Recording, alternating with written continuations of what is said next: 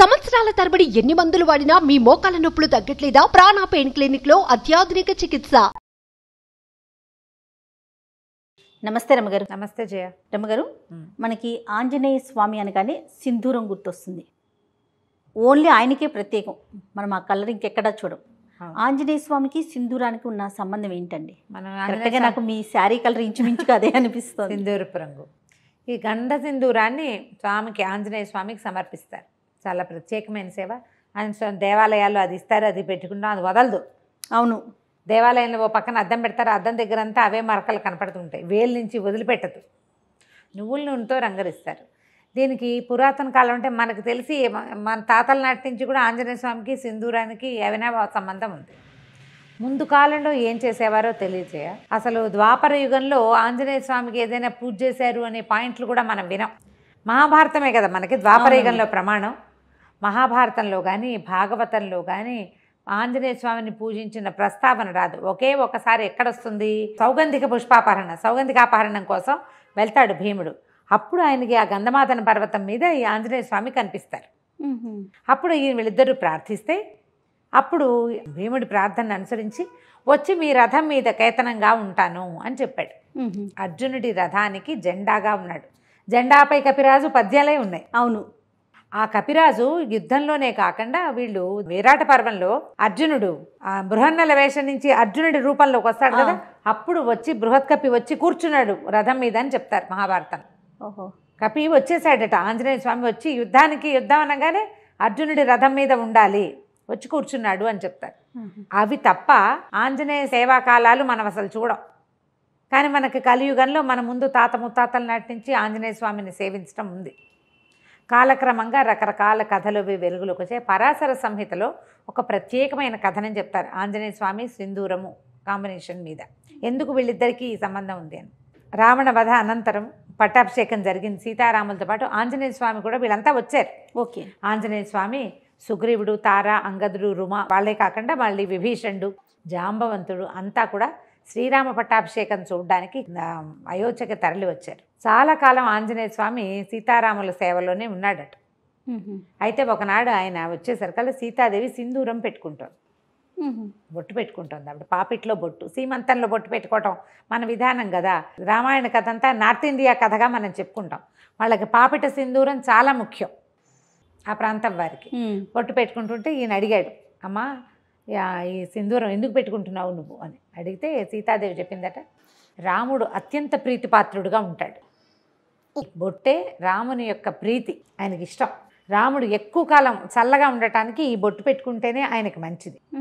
రాముని ప్రేమ, దానికి కారణం ఈ బొట్టు అని చెప్పింది. ఈయన ఆలోచించుకున్నాడు, ఈవిడ ఒక్క చిటికెడు బొట్టు పెట్టుకుంటేనే ఈవిడ తప్పిపోతే రాముడు ఎంత దుఃఖపడ్డాడు. ధీరోదాత్తుడైన వాడు, మామూలు వాడు కాదు, మహావీరుడు. ప్రపంచంలో ఉన్న వీరులందరినీ తోసి రాజనగలిగిన వాడు.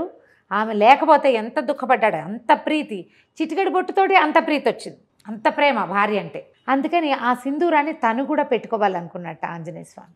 రాముని ప్రేమ, దాన్ని గెలవటం, రాముడు ఎంతో కాలం చల్లగా ఉంటాం కోసం రెండు చెప్పింది కదా. అవును, ఆయన ఎప్పటికీ గెలుపొందుతూనే ఉండాలి రాముడు అంటే. మనం కూడా పెట్టుకోవాలనుకుని ఈయన ఏం చేశాడు, సరే అట్లా వెళ్ళి సింధూరాన్ని తెచ్చుకున్నాడు. కపి కదా, ముఖమంతా వెంట్రుకలు ఉంటాయి. సీతాదేవి పెట్టుకున్నట్టుగానే పాపిటి పెట్టుకోవడానికి ప్రయత్నం చేశాడు, కుదరలా. ఇదంతా హెయిర్ ఉంటుంది, కుదరలేదు. సరే ఏమనుకున్నాడు, ఎట్లా రాలిపోతుంది ఇది, ఆవిడ పెట్టుకుంటే ఉందే, నేను పెట్టుకుంటే ఎందుకు లేదు, రాలకుండా ఉండాలంటే ఏం చేయాలని నువ్వుల నూనె కలిపాడట. అందులో కలిపిన తర్వాత ముఖం మీద పెట్టుకున్నాడు, నుదుటి మీద పెట్టుకున్నాక ఆయనకు అనిపించింది, ఒక్క చిటికెడు ధరిస్తేనే సీతాదేవి అంటే ఆయనకి పంచప్రాణాలు కదా, శరీరం అంతా ధరిస్తే రాముడికి ఇంకా ప్రీతిపాత్రుడిని అవుతాను నేను అనిపించింది. మొత్తం సింధూరాన్ని ఒళ్ళంతా అలదుకున్నాడట.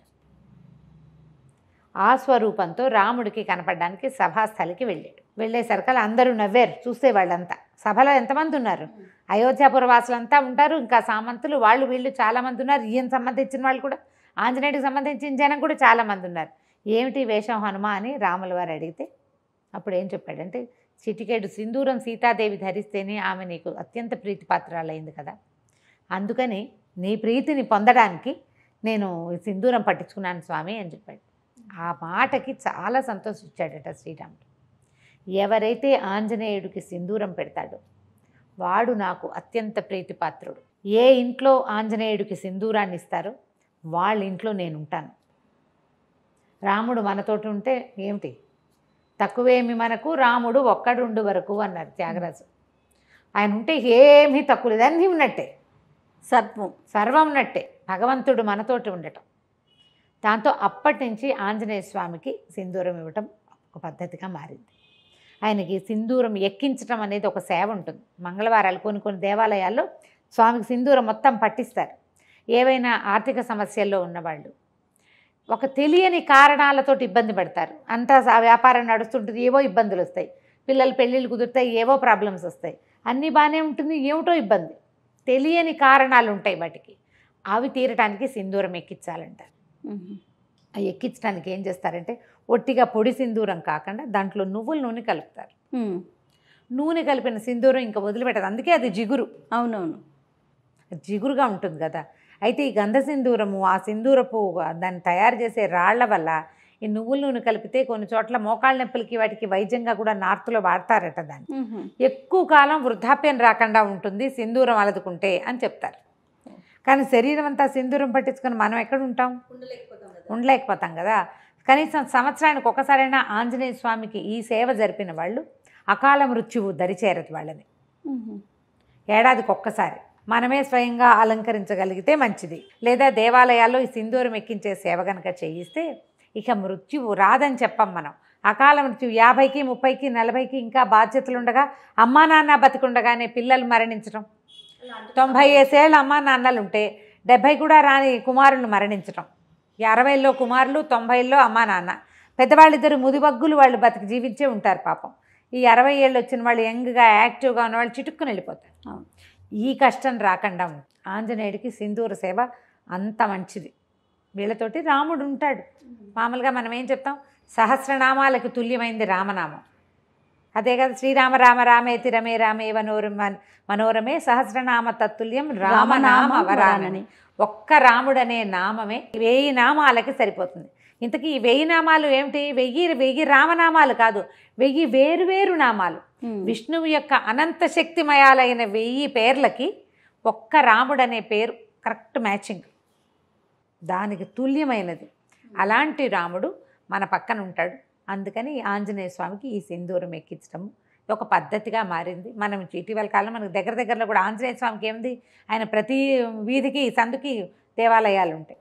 అవును, ఫలానా చోటే సింధూరం ఎక్కించాలి అని పెట్టుకోకుండా ఎక్కడ కుదిరితే అక్కడ తమలపాకులతో సేవ చేయించడం. తమలపాకులు ఆకుపూజ చేస్తారు కదా, ఆయన ప్రీతి. తర్వాత ఈ సింధూర సేవ ఇది కనుక చేయిస్తే చాలా విశేషమైన ఫలితం లభిస్తుంది. తప్పకుండా. నమస్తే. నమస్తే.